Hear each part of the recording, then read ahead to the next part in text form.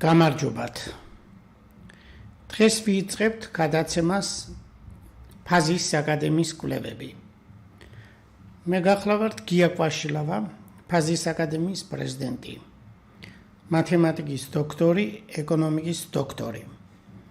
ჩვენ წინა გადაცემაში საუბრობდით თემაზე, რომელიც დამუშავდა სოხუმის სახელმწიფო უნივერსიტეტში და ამ თემის დამუშავებაში მონაწილეობას ღებულობდით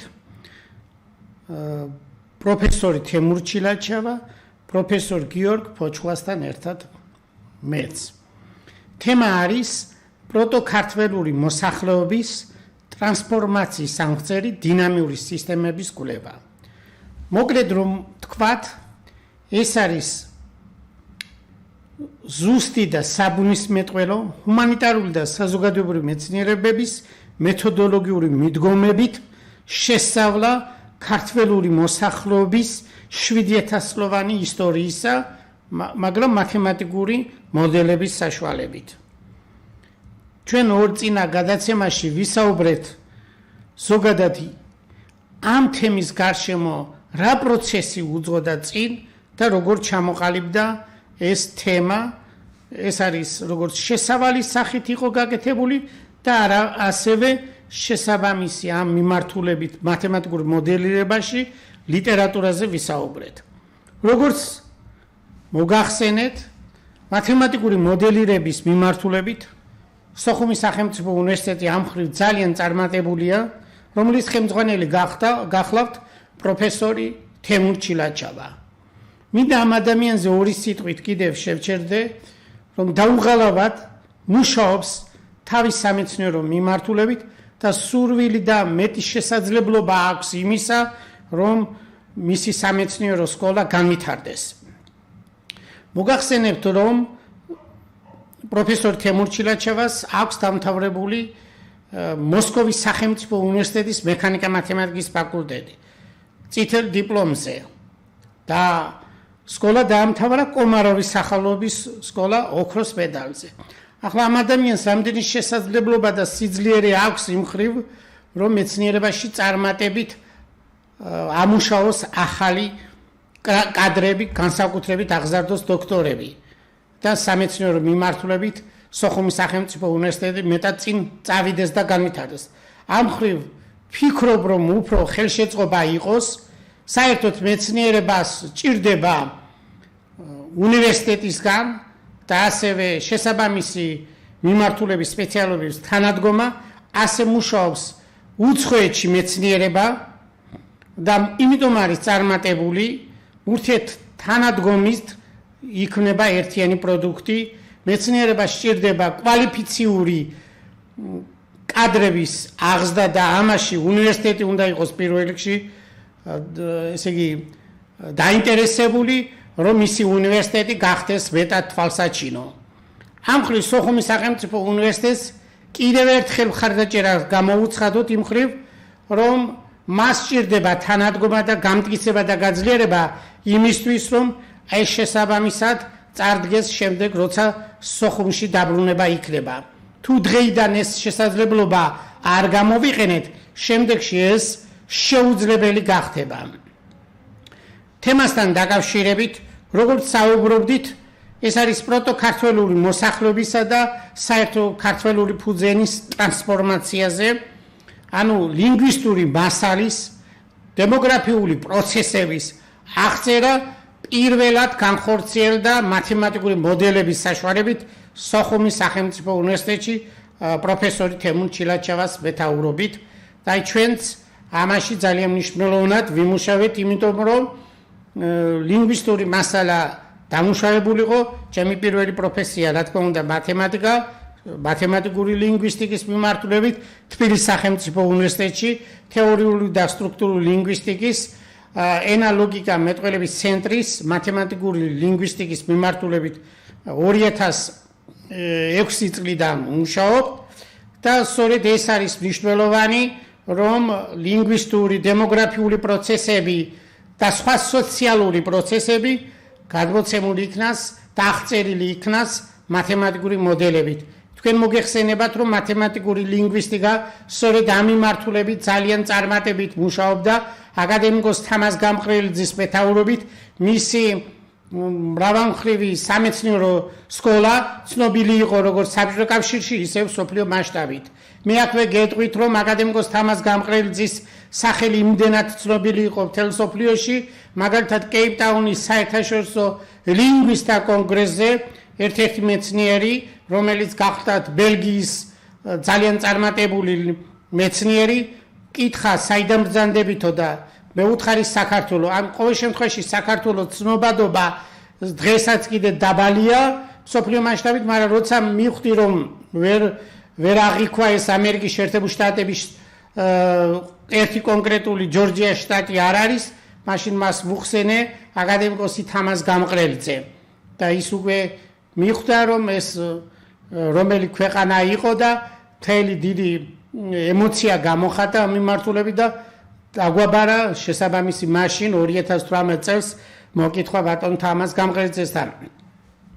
ყოველ შემთხვევაში საქართველოში ლინგვისტური მეცნიერება ძალიან მაღალ დონეზეა. აქ მინდა დავასახელო პროფესორი გივი მაჭავარიანი. აკადემიკოს თამაზ გამყრელიძეს და პროფესორ გივი მაჭავარიანს ერთად აქვს შესრულებული არაჩვეულებრივი წიგნი გამოცემული თბილისის სახელმწიფო უნივერსიტეტში სონანტას სისტემა და აბლაუდი ქართველურ ენაში. ეს ჩემი ხედვით და საერთოდ ანალიზით ვთქვათ, რომ ეს არის მაღალი ძალიან მაღალი დონის სამეცნიერო ნაშრომი წიგნი, რომელიც ერთგვარად ქართველოლოგიურ მეცნიერებაში შეუძლებლად შეიძლება წარმოვიდგინოთ ასეთი დონის წიგნის შექმნა, რომლის გერმანული ნაწილობრივი თარგმანი შესრულებულია და გამოქვეყნებულია გერმანულ ენაზე. ყოველ შემთხვევაში ამ წიგნს რუსული მოკლე ნაწილობრივი რეზიუმე სახით ახლავს და ეს წიგნი ქართველოლოგიურ კვლევებში ძალიან მნიშვნელოვანია ყოველ შემთხვევაში ქართველური ენათმეცნიერებაში.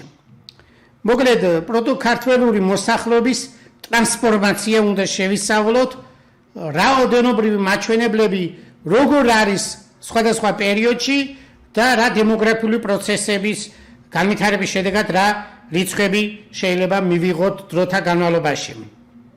პროტოქართველური მოსახლეობა, რომელიც საერთო ქართველური ფუძენის მატარებელი იყო, წარმოადგენდა ერთიან ეთნოლინგვისტურ ერთობას ძველ წელთაღრიცხვის მე-5000 ლეულში, ანუ დღეიდან 7000 წლის წინ, შეიძლება უფრო ადრეც ყოფილიყო 8500 წელი ქრისტესშობამდე, უკაცრავად 6500 წელი ქრისტესშობამდე, აქედან 8500 წელი გადავთვალოთ. ადრეულ პერიოდში ქართველური ენათა ოჯახი გამოეყო უფრო ფართო დიდ ენათა ოჯახს, ეს რომელსაც პირობით ლინგვისტიკაში ქვია ნოსტრატულ ენათა ოჯახი. ჩვენ ახლა ნოსტრატულ ენათა ოჯახის შესახებ არ საუბრობთ, კონკრეტულად საუბრობთ ქართველურ ენათა ოჯახზე. დაახლოებით მისი ჩამოყალიბების პროცესი, როგორც გითხარით, 7000 წლის წინ ან 8500 წლის წინ დაიწყო. ჩვენ ავიღებთ დაახლოებით 7000 წლოვან პერიოდს, ანუ 5000 წლის წინ ქრისტესშობამდე, აქედან ქრისტესშობის აქით 2000 წელი დავამატოთ და 7000 წელი გვაქვს.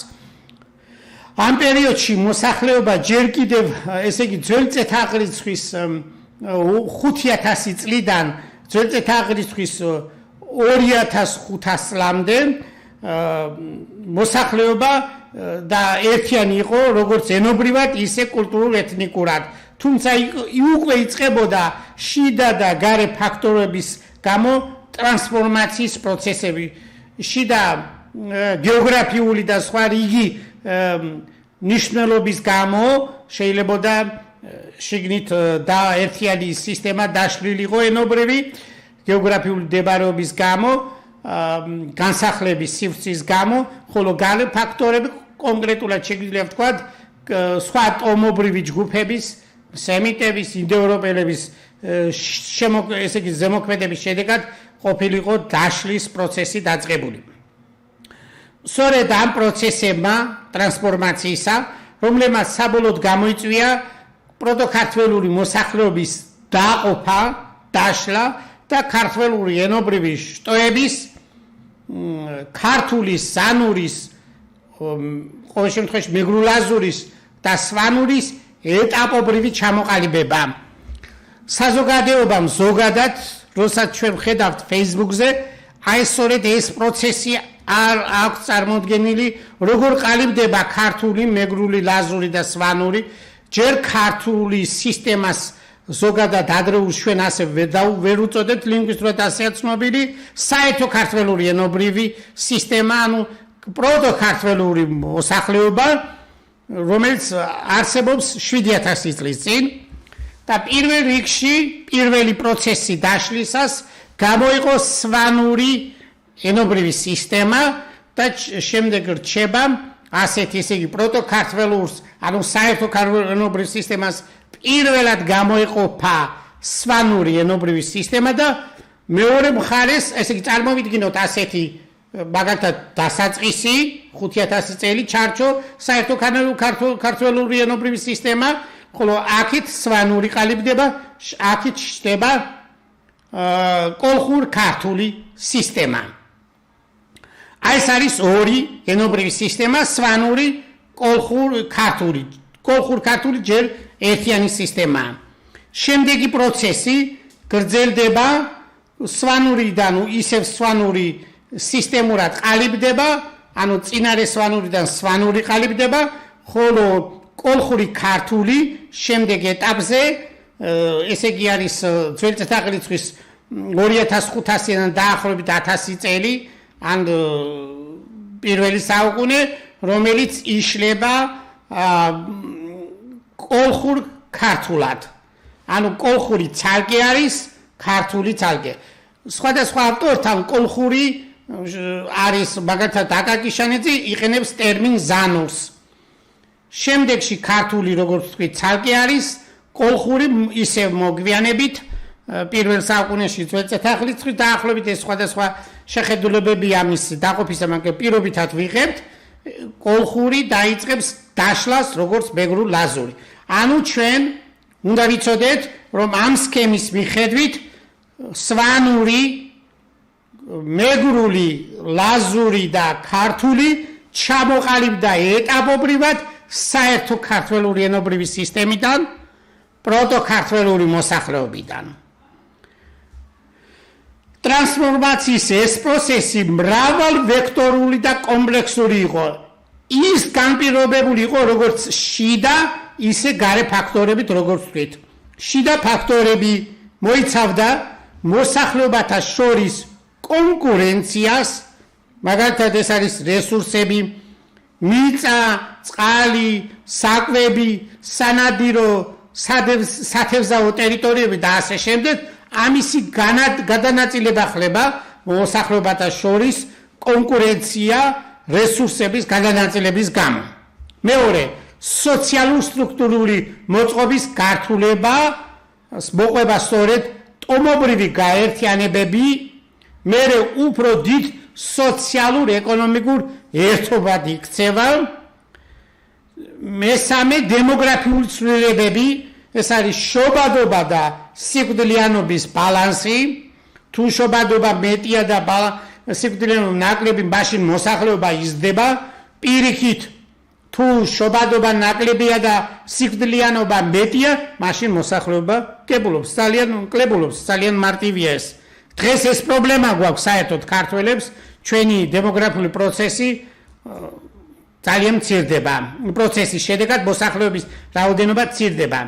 მიგრაციები, ანუ გადაადგილების პროცესები იწყება ტერიტორიების შიგნით, აი თქვა დავუშვათ მარტივად რომ ვთქვათ, დღეს თბილისი ყოველ შემთხვევაში სოციალური უზრუნველყოფის თვალსაზრისით უკეთესია სამუშაო პრინციპიდან გამომდინარე, რადგან საქართველოში არ არის გადანაწილებული ის მნიშვნელოვანი სტრუქტურები მთელ საქართველოს ტერიტორიაზე, უნივერსიტეტები, სახელმწიფო აპარატული სისტემა, რადგან ძირითადად ყველა რამდენიმეს განსხვავებით არის თბილისში, ამიტომ მოსახლეობა სოფლებიდან, რაიონებიდან თბილისში მოდის და დემოგრაფიული პროცესი პირიქით, ესე იგი სოფლების ესე იგი დაცარიელება ხდება და თბილისის უფრო მასშტაბური რაოდენობრივი ეს არ არის კარგი ყოველ შემთხვევაში მთელ სოფლიოში, სადაც ეკონომიკური ურთიერთობები ნორმალურად მიმდინარეობს, იქ გადანაწილებულია სწორედ ეს არის, რომ მოსახლეობა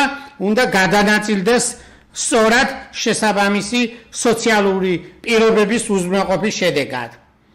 შემდეგი არის კულტურულ-რელიგიური დაყოფა, დიფერენციაცია, ეს არის ადრეული სანამ ქრისტიანობა იქნებოდა წარმართული პერიოდის რელიგიებზე საუბარი, რიტუალური და კულტურული ლოკალური ვარიაციები, აი სწორედ ეს იწვევს შიდა ფაქტორები, ეს არის რომ კიდევ სხვა ფაქტორებიც არის მნიშვნელოვანი, უბრალოდ ახლა მარტივად ჩამოვაყალიბეთ, ეს იწვევს შიდა პროცესს, ანუ ერთიანი ენობრივი სისტემის აზე მოსაუბრე მოსახლეობა ამ მიზეზებით იშლება.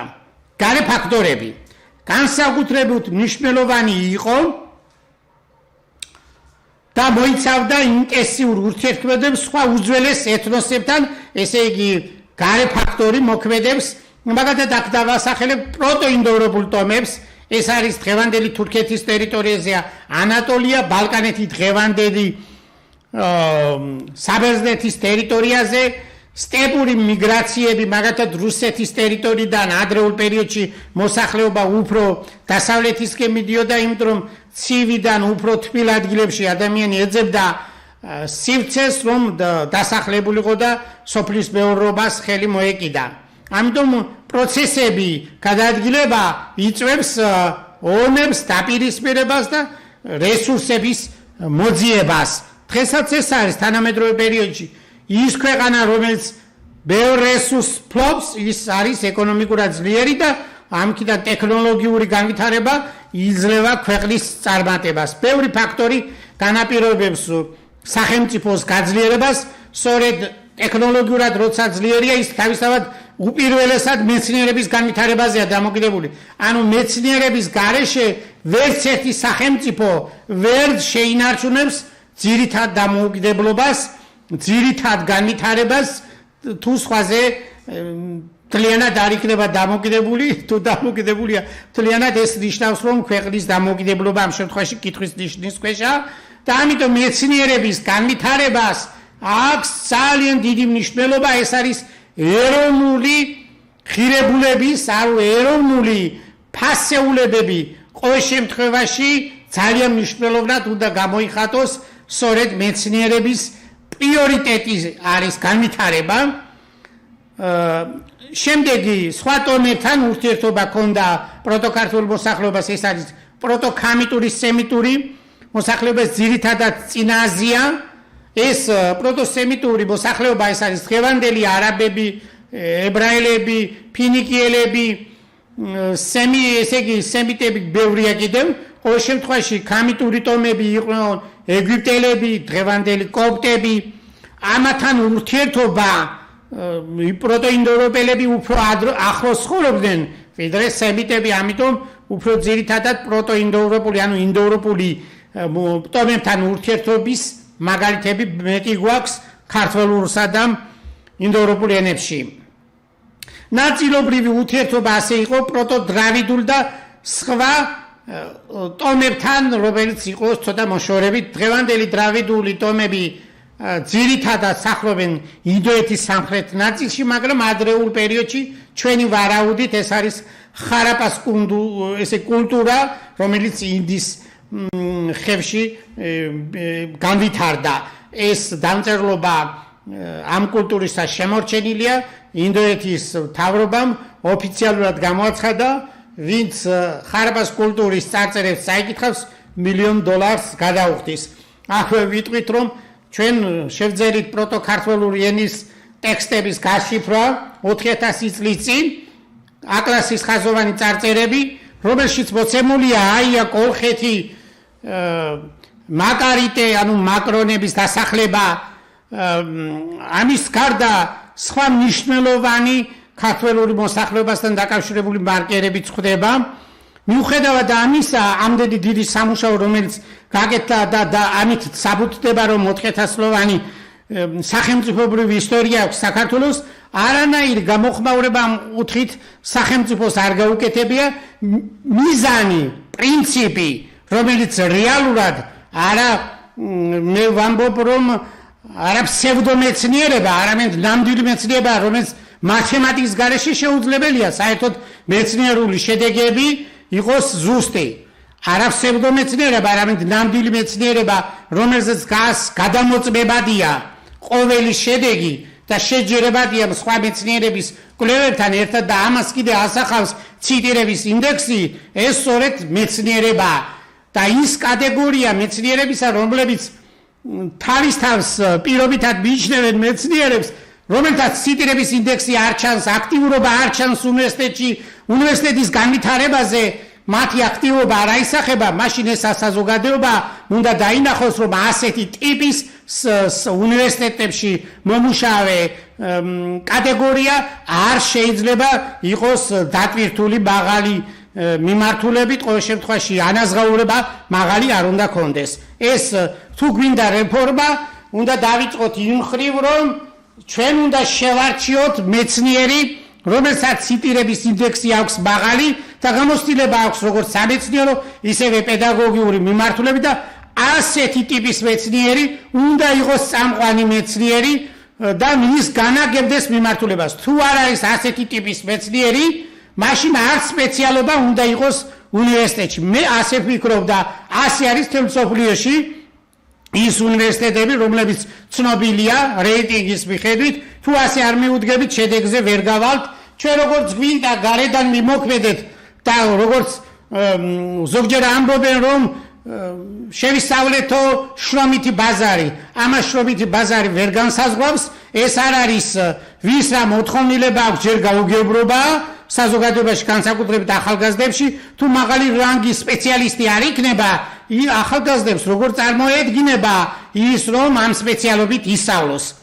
სპეციალობას განსაზღვრავს სპეციალისტი, თავად მაღალი რანგის მეცნიერი და ჩვენ წინათაც თქვით, რომ 355 წელს როდის მიხვდა თემისტიოსი ფაზის აკადემიის ერთ-ერთმა სწავლულმა, განაცხადა, რომ თავარი არის ოსტატი, დახელოვნებული მეცნიერი და ის როგორც აღზრდის სტუდენტს, ანუ ეს არის მნიშვნელოვანი, რა მიმართულება ექნება მაღალი რანგის მეცნიერს, ის განსაზღვრავს მეცნიერების განვითარებას. მოკლედ, ამ ურთიერთობების შედეგად პროტოქართველური მოსახლეობა გამოიწვია ორი საპირისპირო, მაგრამ ერთდროული პროცესი, ყოველ შემთხვევაში ნაწილობრივი პროცესის, ესე იგი ქართველური მოსახლეობა ურთიერთქმედებაში მოდის პროტოინდოევროპულ ტომებთან, პროტოქამიტურ სემიტურ ტომებთან, ნაწილობრივ პროტოდრავიდულ ტომებთან. ამ შემთხვევაში შეიძლება რომ ერთი პროცესი იყოს ასიმილაციანი ტომებისა, როცა შესაბამისი განტოლება რიკატისა იწერება, იქ არის 3 წევრი და მესამე წევრი თუ ჩვენი წარმოდგენით მინუსი ეფსილონ t არის და თუ ეს უარყოფითია, მაშინ პლუსი იქნება და პლუსი ეს ნიშნავს, რომ ასიმილაციას მოახდენს ესე იგი ინდოევროპელების ქამიტურ სემიტური და პროტოდრავიდული ტომებისა. ანუ ქართველური მოსახლეობა თავის სივრცეში შემოიყვანს და ის ასიმილირდება. მაგრამ პირიქით პროცესი დისიმილაცია ხდება, ანუ ყოველ შემთხვევაში ესე იგი თუ ქართველური ტომები ახდენს ძველსაც, ანუ აითვისებს და პირიქით თუ კარგავს, ანუ მისი ასიმილაცია ხდება, ანუ ეს ასეც ხდება. აი წარმოვიდგინოთ დღეს აფხაზეთის ტერიტორიაზე ქართველური მოსახლეობა, კონკრეტულად მეგრელები, მათ არ აქვთ თუ ქართულ ენაზე არ ისწავლეს და ასევე კომუნიკაცია არ ექნება და სასკოლო პროგრამებში არ იქნება, ეს მოსახლეობა ნელ-ნელა ასიმილირდება და დავკარგავთ ამ მოსახლეობას. ამით ქართველური სივრცე შევიწროვდება და შევიწროვდება მოსახლეობის რაოდენობა დემოგრაფიულად. ასეთი მდგომარეობა იყო თურქეთში, როცა ჩვენ დავკარგეთ მნიშვნელოვანი ტერიტორიები. ამიტომ საქართველო ყოველთვის ნომერ პირველად დემოგრაფიულ ფაქტორს ყურადღებას უნდა აქცევდეს, ეს პრიორიტეტი უნდა იყოს, უნდა მოახერხოს, რომ იმ ადგილას, სადაც ქართველები სახლობენ, იქ იყოს ქართული მეტყველება. ეს არის აუცილებელი. თუ ეს პროცესი არ მიმდინარეობს, მარტივია ამის ახსნა და მარტივად დასანახია, რომ ჩვენ ამას ვერ ხედავთ, ან ჩვენ მხარდაჭერა ყოველ შემთხვევაში აფხაზეთის ტერიტორიაზე გალის მოსახლეობაში და სხვა მოსახლეობაში ეს ყოველ შემთხვევაში კარგად არ ჩანს. თუ რა კეთდება, ყოველ შემთხვევაში ქართულ ენაზე ძირითადად ახალგაზრდობა ვერ მეტყველებს, იმიტომ რომ უკრძალავენ. ამიტომ ამ ფაქტორზე შესაბამისი რეაგირება საჭირო. ყოველ შემთხვევაში ჩვენ გვაქვს არქეოლოგიური მონაცემები, ლინგვისტური რეკონსტრუქციები და ვთქვით, რომ გამყრედზე მაჭავარიენ წიგნის მიხედვით ეს შესაძლებელია, აღდგეს ის პროტოქართველური ენა, რომელიც 7000 წლის წინ იყო. გენეტიკური კვლევები ეხლა უკვე ძალიან მნიშვნელოვნად შემოვიდა და ეს მეცნიერება ძალიან წარმატებით მუშაობს და ახალ მნიშვნელოვან ინფორმაციას იძლევა. ყოველ შემთხვევაში გენეტიკური მასალა ძალიან გვაძლევს იმ სივრცეს, სასივრცეში გასახლდა ქართველური მოსახლეობა, შავი ზღვის პირეთი, კავკასიის სამხრეთ ნაწილი, ჩრდილოეთ ნაწილი კავკასიისა, ხმელთაშუა ზღვის პირეთი, ყოველ შემთხვევაში გენეტიკური მასალა ამას იძლევა. ესე იგი, ეს არქეოლოგიური მონაცემები, ლინგვისტური მასალები, გენეტიკური კვლევები და ანთროპოლოგიური შედეგები ერთად მოწმობენ, რომ ტრანსფორმაცია პროტოქართველური მოსახლეობისა არ იყო ერთჯერადი ფაქტი, ანუ ერთჯერადი აქტი, რომ თქვათ ასე, არამედ გრძელვადიანი, მრავალფაზიანი პროცესი იყო. შედეგად, ამის შედეგად დაიწყო პროტოქართველური მოსახლეობის ერთიანობა თანდათან დაშლის პროცესი. ჩამოყალიბდა ლოკალური დიალექტები, ესე იგი საერთო ქართველური ენობრივი სისტემა, რომ დაიშალა პირველი დიალექტი საერთო ქართველური ენისა იყო წინარე სვანური. მეორე მხარეს, როგორც ვთქვით, კოლხური ქართული ესეც დიალექტია საერთო ქართველური ენობრივი სისტემისა, პროტოქართველური ენისა. ანუ იმ დედა ენის შვილი ენები, ასე რომ ვთქვათ, რომელიც ყალიბდება ნელ-ნელა შემდეგში და იწყება წინარე სვანური დიალექტის უკვე ჩამოყალიბდება როგორც ენა ლინგვისტურად, ხოლო კოლხური და ქართული იშლება კოლხურ ენად და ქართულ ენად. მოგვიანებით კი კოლხური ენა იშლება მეგრულ და ლაზურ ენებად ლინგვისტურად და ქართული ენა ცალკე ყალიბდება. ეს ენები ლაზური, მეგრული, სვანური, ქართული ერთი ენის სისტემიდან ჩამოყალიბებული ენობრივი ფორმებია, ენობრივი ჯგუფები, შეიძლება ვთქვათ, სხვადასხვა სიტყვით შეიძლება მარტივად ვთქვათ, ეს მე არ საუბრობ როგორც ლინგვისტური ტერმინებით, არამედ მინდა რომ თქვენ ძალიან მარტივად გაიგოთ, რაც სამწუხაროდ დღეს იგრძნობა საქართველოში არანაირი ცოდნა ამაზე ჩვენ არ აგვაქვს, იმიტომ რომ სასკოლო პროგრამებში ეს არ არის და ხალხი მსჯელობს ფუჭად სატელევიზიო გადაცემებში, დაუშვათ სოციალურ ქსელებში, რომელთაც წარმოდგენა არ აქვს ლინგვისტური, ესე იგი ძალიან მოკლე, ძალიან მცირე ინფორმაციაზე, რომ ჯერ ენობა, ენობრივი სისტემა რა არის და დიალექტი. აი ამაზე მსჯელობს ხალხი, ენა თუ დიალექტი. თუ ასეთ სქემას ვერ დავინახავთ და თუ არ წავიკითხავთ ასე მნიშვნელოვან შრომებს, მაგალითად ისე ვიმეორებ გამყრედზე მაჭავარიენ წიგნს, სონათა სისტემა და აბლაუტი ქართველურ ენებში, ჩვენ წარმოდგენა არ გვექნება და ტყუილად მსჯელობა გვექნება Facebook-ზე და ასე ყველა თავის აზრს გამოხატავს და არც ერთს არ აქვს საერთოდ მეცნიერული ინფორმაცია ამ მიმართულებით. მოკლედ, დაიწყო დაშლა გარე და შიდა ფაქტორების ზემოქმედების შედეგად პროტომოსახლეობა ერთიანობა თანდათან დაიშალა, როგორც ვთქვი, ჩამოყალიბდა დამოუკიდებელი დიალექტები, რომლების შემდგომში განვითარდა დამოუკიდებელი ენებად. რას ნიშნავს დამოუკიდებელი?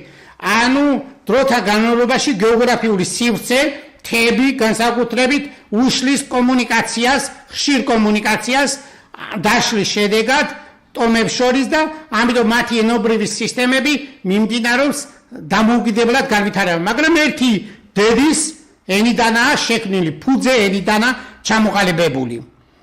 ნაწილი მოსახლეობისა, ესე იგი, როცა გავრცობა ხდება, მაგალითად კავკასიის სამხრეთ ნაწილში, მთები, რიკოთის მთები დაუშვათ, ან დასავლეთში სვანეთი და სამეგრელო, ეს პირობითად ყოფს მოსახლეობას და კომუნიკაცია ნაკლებია. ყოველ შემთხვევაში ზაფხულის გარდა ზამთარში ნაკლები კომუნიკაცია იყო, ბუნებრივი ხელშემშლელი ფაქტორები თავისთავად მოსახლეობას ყოფდა. რადგანაც მოსახლეობა ამ სივრცეში განიფინა და რაოდენობრივად გაიზარდა, არ იყო საკმარისი მისთვის, რომ მთლიანად ეს სივრცე საკმარისი ყოფილიყო მისი განვრცობისთვის. ამიტომ ნაწილი მოსახლეობისა ნელ-ნელა მიგრაციას იწყებს, გადაადგილდება სხვა ტერიტორიებზე, ამ შემთხვევაში ჩანს დღევანდელი თურქეთის ნაწილი, დასავლეთ ნაწილი, მერე შემდეგში გადადის ეგეოსის აუზის სივრცეში, მის მიმდებარე სივრცეში, ბალკანეთის ნახევარკუნძული და რამდენიმე კუნძულები და იტალიის სივრცე, სამხრეთ ევროპა მთლიანად ნელ-ნელა ათვისებული იქნა ამ ტომების მიერ. ჩვენ მაშინ ვთქვით, რომ ეს მიგრაცია მრავალ ფაქტორთანაა დაკავშირებული, ძირითადად სოფლის მეურნეობის გავრცელებამ განაპირობა და დემოგრაფიული პროცესებმა, ასევე რაოდენობრივი გაზრდა მოსახლეობისას, ეს იწვევს მნიშვნელოვნად მოსახლეობის განვრცობას სივრცეში გადაადგილებას. ისე იგი ნაწილი მოსახლეობა წავიდა მიგრაციაში ევროპის მიმართულებით და ამას მეცნიერებაში პირობითად ქვია პელაზგური შტო. ნაწილი კავკასიაში დარჩა და განაგრძო ადგილობრივი განვითარება. ეს არის წინარესვანური კოლხურ-ქართული შტოები. ამ პროცესებმა საფუძველი ჩაუყარა თანამედროვე ქართველურ ენათა ოჯახის ჩამოყალიბებას და განაპირობა მათი გენეტიკურ-კულტურული მრავალფეროვნება ერთიან პროტოქართველური წინაპარი ეთნოსიდან გამომდინარე.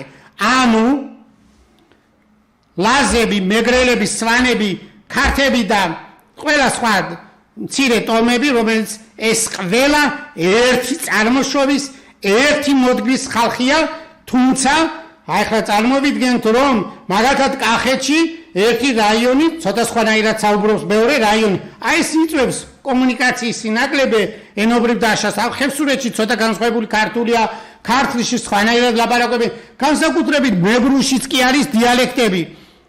ქართულის დიალექტები კახურია, ქართლურია, ხევსურულია და ასე შემდეგ. ხოლო მეგრუს და სვანურს თავისი დიალექტები აქვს. მეგრუში დიალექტები ეს საკე ცნობილია, ცოტათი განსხვავებულია მეტყველებაში. განსაკუთრებით სვანურში 4 დიალექტი შეიძლება მეტი იყოს 5-იც, იქ განსხვავება მეტყველებაში უფრო მეტად არის, მაგრამ ძირითადად მაინც სვანები ერთმანეთისგან დიალექტური განსხვავების მიუხედავად მაინც ერთმანეთს უგებენ. ეს არის ბუნებრივი პროცესი და ეს არის დამოკიდებული ეკონომიკური ურთიერთობებზე, პოლიტიკურ ურთიერთობებზე, დემოგრაფიულ პროცესებზე და ასე შემდეგ. თუ ჩვენ ძლიერ ეკონომიკურ სახელმწიფოდ ჩამოყალიბდებით, მაშინ ეს პროცესი უფრო განმტკიცდება და საერთო სისტემური მუშაობა, ენობრივი განვითარება ქართულის განსაკუთრებით, რომელსაც აქვს ლიტერატურული განვითარება, იქ შეიძლება გამოვიყენოთ და სხვათა შორის ბევრი ქართველი მწერალი დიალექტურ ფორმებს იყენებდა, რომ ჩვენ არ გჭირდება, ახლა პირდაპირ მნიშვნელობით არ შეიძლება ეს ყოველთვის ხელოვნურად გაკეთდეს, მაგრამ ძირითადად ნელ-ნელა ჩანაცვდეს ნამდვილი ქართული სიტყვებით ეს შესაძლებელია. ეს პროცესი თუ დაიწყება, მე უფრო გამტკიცდება.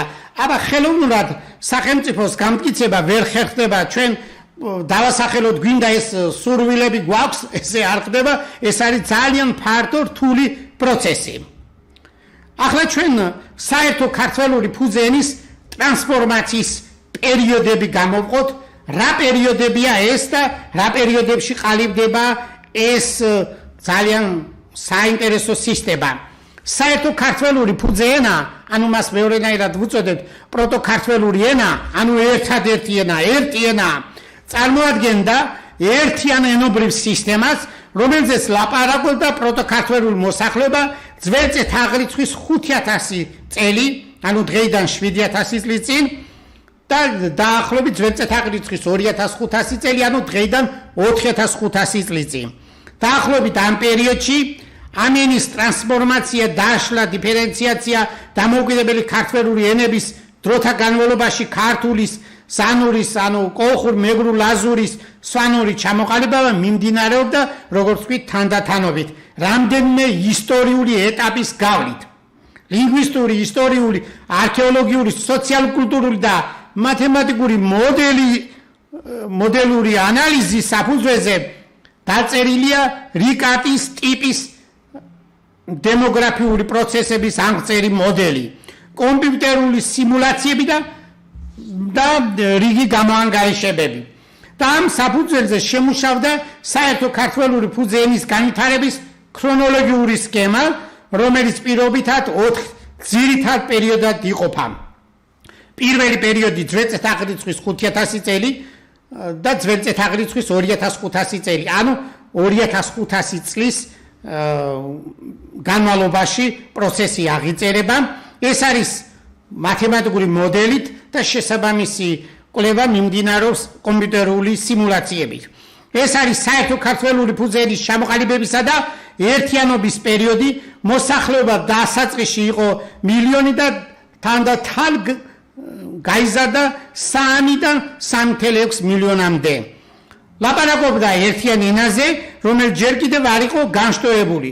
ტერიტორია ძირითადად დასავლეთ და ცენტრალურ მცირე კავკაზია, მთიანი რეგიონები, სადაც ხდებოდა კონტაქტები პროტოინდოევროპულ, პროტოსემიტურ ტომებთან, ენობრივი სისტემა ჯერ კიდევ ჰომოგენური იყო, თუმცა უკვე იწყებოდა ლოკალური დიალექტური ვარიაციები, შიდა მიგრაციების, რესურსების, კონკურენციისა და კულტურული დიფერენციაციის გამო, ამ პერიოდის ბოლოს, ძველწეთ აღრიცხვის 2500 წელს, ანუ 4500 წლის წინ იწყება პირველი დიდი გაყოფა.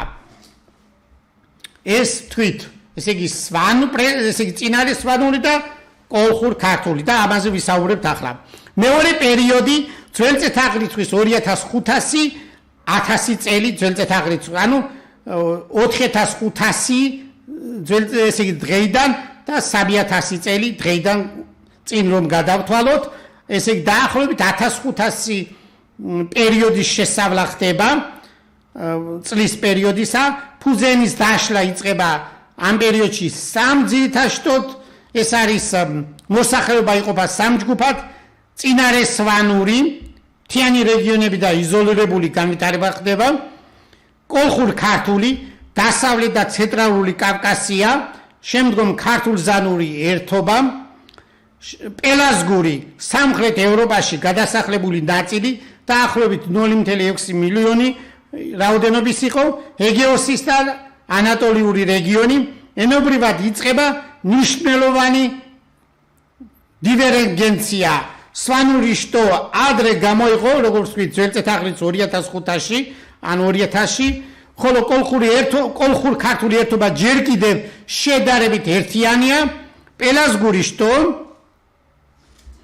განიცდის ძლიერ ინდოევროპულ ელინური მაგალითად მოგვიანებით ლათინელების ასიმილაციას და ეს ყველა პროცესი, ყოველ შემთხვევაში პირველი მოდელი აღწერილია რიკატის დიფერენციალურ განტოლებით, ასევე ბერნულის განტოლებით, ხოლო მეორე მოდელში, რომელიც ორი არის, ესე იგი წინარე სვანური და კოლხურ ქართული და პელაზგური უკვე ცალკე არის, რომელიც წავიდა და მილევად რეჟიმში იყო გადასული, ანუ შეერია მოგვიანებით ინდოევროპულ ტომებს, ხოლო ამ ორი ძირითად ენობრივი შტოსი შედეგად იწერება მისი აღწერი პროცესები, არის ლოტკა-ვოტელას ტიპის მოდელები და აჩვენებენ სტაბილურ თანაცხოვრებას ეს მოდელი და ნელი ასიმილაციის პროცესია. მესამე პერიოდი ძველწითაღრიცხვის მე-10 საუკუნე, ძველწითაღრიცხვის პირველ საუკუნე, როგორც ვთქვით, სხვადასხვა მეცნიერთა ეს განსხვავებული დაყოფა არის, მაგრამ პირობითად ეს ასეთი სახით გვაქვს ჩვენ აღებული, ძირითადად გამყრელიძის თეორიის მიხედვით, ქართული ზანური ერთობის დაშლა იწყება, თანამედროვე ქართველური ენების ძირითადი ფორმირების ეტაპია ეს, ძველწითაღრიცხვის მე-13 საუკუნეში კოლხური დომინირებდა კოლხეთის სამეფო, ეკონომიკური კულტურული აყვავება იყო, ძველწითაღრიცხვის დაახლოებით მე-4, მე-3, მე-5 დაახლოებით ამ საუკუნეებში, ან მე-3 საუკუნეში, პირველ საუკუნეებში ჩათვლით უფრო ჯობია, ძველწითაღრიცხვის მე-3 საუკუნიდან ძველწითაღრიცხვის პირველ საუკუნეში ეს უფრო სწორია, ამ პერიოდში ქართული ანუ იბერიული შტოს დომინანტური ზრდა არის, კოლხურ-ზანური ერთობის დაშლა იწყება, გარე ფაქტორების შედეგად, ომების პროცესია შეიძლება ეს ეპიდემიაც იყო და ასე შემდეგ, ზანური იშლება ანუ კოლხური მეგრულ ლაზურად. სამ განზომილებიანი, ანუ სამი უცნობი, სამი ესე იგი ქართული, მეგრული, ლაზური, ესე არაუკაცრავად სვანური, ქართული და კოლხური. აი ეს სამი გვაძლევს სამ უცნობიან განტოლებათა სისტემას, პირველი ინტეგრალების პოვნა აუცილებელი, ჰიპერბოლური პარაბოლოიდი და კონუსი ვსხებულობთ და პუანკარე ბედიქსონის პრინციპი ადასტურებს, რომ შეკრული ტრაექტორია არსებობს ამ დიფერენციალური განტოლებათა სისტემისთვის, სამ განზომილებიანი ვუწოდოთ პირობითად სამ უცნობიან სამ დიფერენციალურ განტოლებას, სრული ასიმილაცია არ არის ამ აღწერამ გვაჩვენა, რომ არ ხდება სრული ასიმილაცია და ყოველი ცალკეული შტო ენების სტაბილურად თან არსებობენ და ვითარდებიან. მე-4 პერიოდი ძველწითაღრიცხვის პირველ საუკუნიდან დღემდე თანამედროვე ქართველური ენების დამოუკიდებელი განვითარებისა და ქართულის დომინანტური პოზიციის ეტაპია ეს, ოთხგანზომილებიანი სისტემა, ანუ 4-ია, ქართული, სვანური, მეგრულ ლაზური, ანუ 4-ია, 4 დიფერენციალურ განტოლებათა სისტემა იწერება, რაც აჩვენებს, რომ ქართული ენა დომინანტურია სახელმწიფო, რელიგიური, კულტურული დიდი გავლენა იწყება, მაგრამ სამი სხვა ენა ინარჩუნებს თვითყოფადობას და ამას აჩვენებს მათემატიკური მოდელი, მათემატიკური პროცესი აღწერს ამ დიფერენციალურ განტოლებებს, შეკრული ტრაექტორიები ამონახსნი და ეს არის გვაჩვენებს, რომ სრული ასიმილაცია არ ხდება 4-ვესი და თანდათანობით ვითარდებიან. ლაზურ, მეგრული და სვანური ენები, რა თქმა უნდა, რაოდენობრივად მცირდება, მაგრამ გადარჩენილია იმ მხრივ, რომ იზოლირებულ სივრცეშია განსაკუთრებით სვანური. ამ ქრონოლოგიური სქემის საფუძველზე შექმნილი მათემატიკური მოდელები, ეს არის რიკატის, ბერნულის, ლოტკა-ვოლტერას და შემდეგ სამგანზომილებიანი დიფერენციალურ განტოლება, 4 განზომილებიანი დიფერენციალურ განტოლებები და ამ მათემატიკური აპარატის, ამ მათემატიკური მოდელების შესაბამისი კომპიუტერული სიმულაციები გაკეთდა. შესწავლილი იქნა მრავალ-ათასი სხვადასხვა ვარიანტი, 100,000-ზე მეტი სხვადასხვა ვარიანტი, შესწავლილი იქნა შესაბამისი მათემატიკური ფუნქციების საშუალებით, ეს არის მაჩვენებლიანი, ხარისხოვანი ტრიგონომეტრიული კოეფიციენტებს ვიღებთ ამ განტოლებებში და ეს კომპიუტერული სიმულაცია და მათემატიკური უпростоა ჯერ მათემატიკური მოდელი და კომპიუტერული სიმულაციები ადასტურებენ, რომ ტრანსფორმაცია იყო არაწყბივი, მრავალფაზიანი და სტაბილური თანაცხოვრების პირობებში მიმდინარეობდა ეს პროცესი. ეს ხნის თანამედროვე ქართველურ ენათა ოჯახის მრავალფეროვნებასა და გენეტიკურ კულტურულ ერთობას ერთიან საერთო ქართველ ფუძეენიდან გამომდინარე. აი ეს არის ჩვენი დღევანდელი საუბრის მთავარი არსი, ანუ პროტოქართველური მოსახლეობის დინამიკის მათემატიკური მოდელი, ანუ მოსახლეობის რაოდენობრივი ცვლილებების შესწავლა ხდება მათემატიკური მოდელების საშუალებით და შესაბამისი კომპიუტერული სიმულაციები, ანუ კომპიუტერული მოდელების ხდება დაანგარიშება. პირველი პერიოდი, რომელიც ჩვენს ქრონოლოგიურ სქემაში მოიცავს ძველი წელთაღრიცხვის მე-5000 წლების მეორე ნახევრიდან დაახლოებით და ძველი წელთაღრიცხვის 2500 წელს წარმოადგენს იმ გრძელვადიან ისტორიულ ეტაპს, როდესაც პროტოქართველური მოსახლეობა ჯერ კიდევ ერთიანი იყო, როგორც ენობრივად, ისე ეთნოკულტურულად. ამ პერიოდში ჯერ არ იყო მკაფიოდ გამოხატული ის დიდი გაყოფები, რომლებიც მოგვიანებით წარმოშვა, შემდეგში ეს იყო სვანური, მეგრულაზური და ქართული შტოები. თუმცა სწორედ ამ დროს იწყებოდა ის შიდა და გარე პროცესები, რომლებაც საბოლოოდ განაპირობეს ერთიანი ეთნოლინგვისტური ერთობის თანდათანობით დაშლა. იმისათვის, რომ ამ პერიოდის მოსახლეობის რაოდენობრივი ცვლილება და სტაბილიზაცია შესაძლო კლება, მეცნიერებად აღვეწერა და გაგვეგო, თუ როგორ მიმდინარეობდა ეს პროცესი, საჭირო გახდა მათემატიკური მოდელის შექმნა.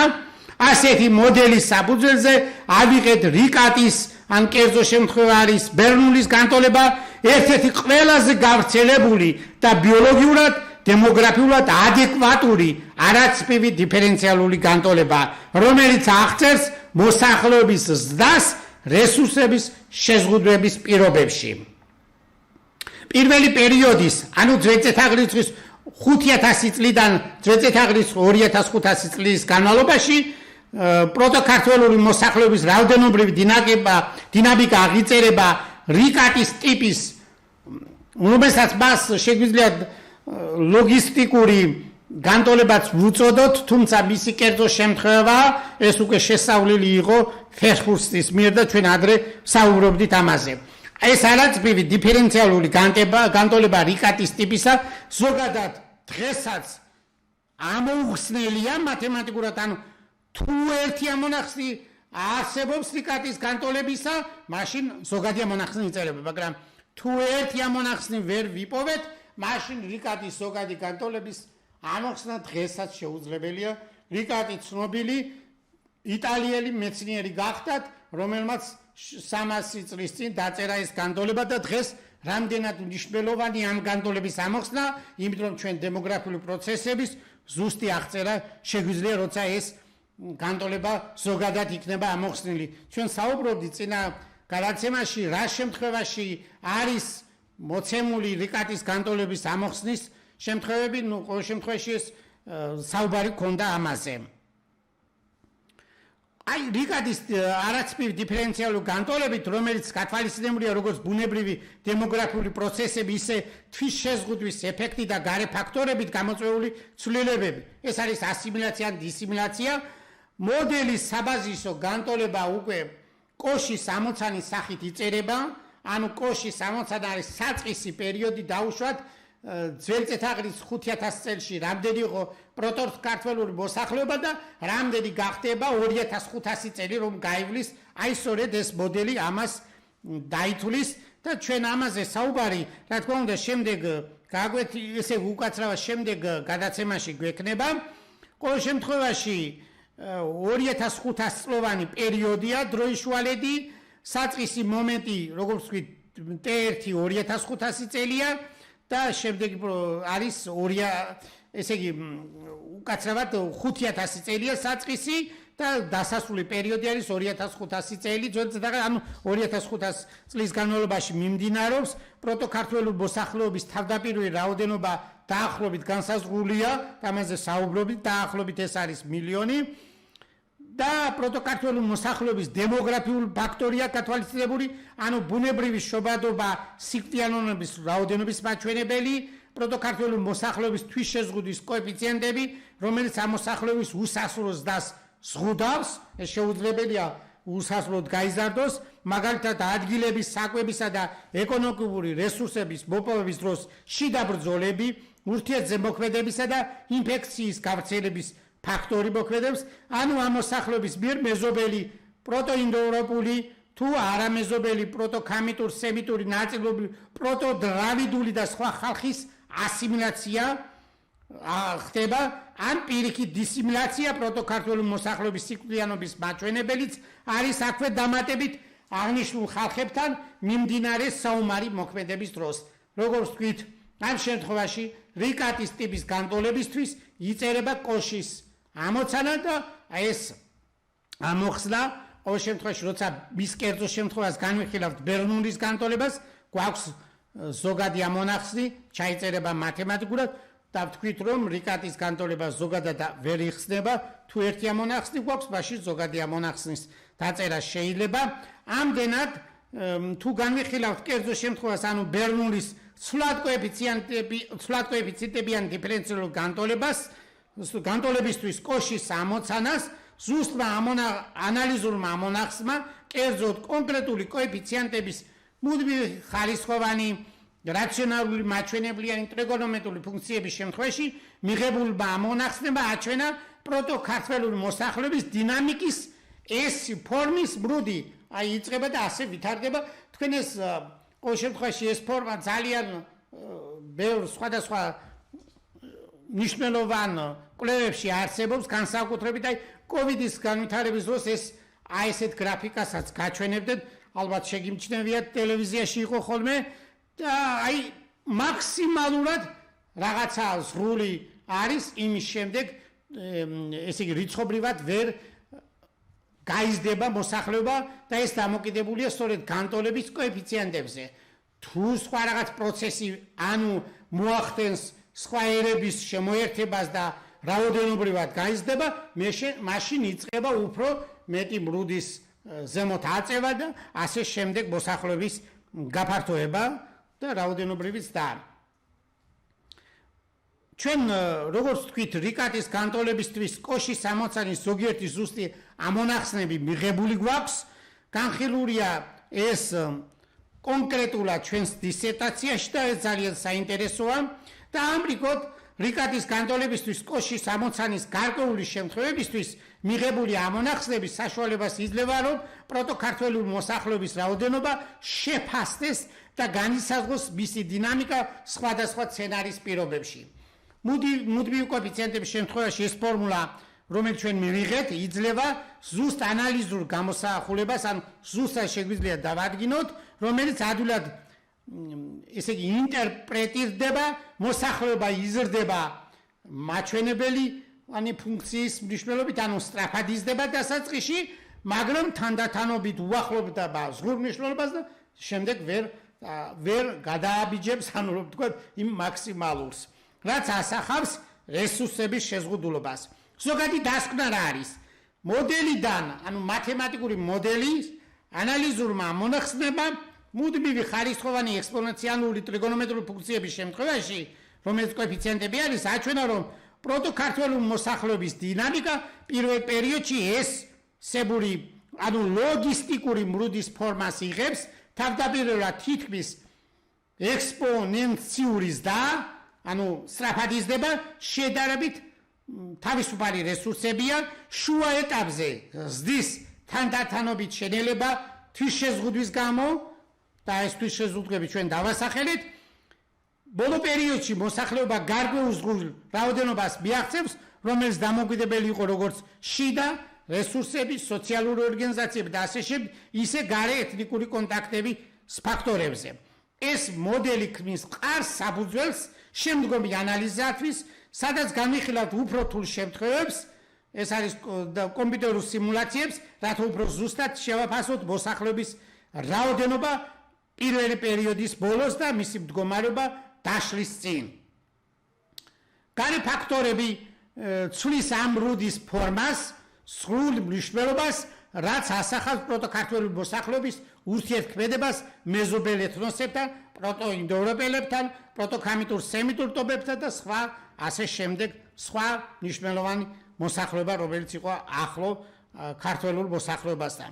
მოდელების შედეგები თანხმედრაშია, ძირითადად შეგვიძლია გამოვიყენოთ არქეოლოგიურ მონაცემები, ეს ახლა პირდაპირ ყველაფერი არ არის ცალსახად, მაგრამ არაქსის კულტურის გავრცელებაც ერთ-ერთი ეს არის. ჩვენ ახლა ზუსტად არ ვიცით არქეოლოგიურად რომ რა ენაზე მეტყველებდა, მაგრამ თუ ეს ინტერდისციპლინარული კვლევები გაფართოებდება და რიგი სხვა მნიშვნელოვანი კვლევები ჩაერთვება, გენეტიკა და ამ შემდეგ რიგი კვლევის თანახმად შეგვიძლია შევიზღუდოთ და წარმოვიდგინოთ არაქსის კულტურის ხალხი რა ენაზე მეტყველებდა, მაგრამ ეს მომავლის საქმეა. მოსახლეობის და ძველწედაღრიცხვის მეოთხე მესამე ათასწლეულებში და ქმნის საფუძველს შემდგომი პერიოდის დაშლისა და ნუ ყოველ შემთხვევაში ამ მოდელების შექმნას შემდეგ ლექციებზე შეგვიძლია ვთქვათ. დიდი მადლობა ყურადღებისთვის. დღეს ამით დავასრულოთ და მომავალ შეხვედრამდე. მადლობა ყურადღებისთვის.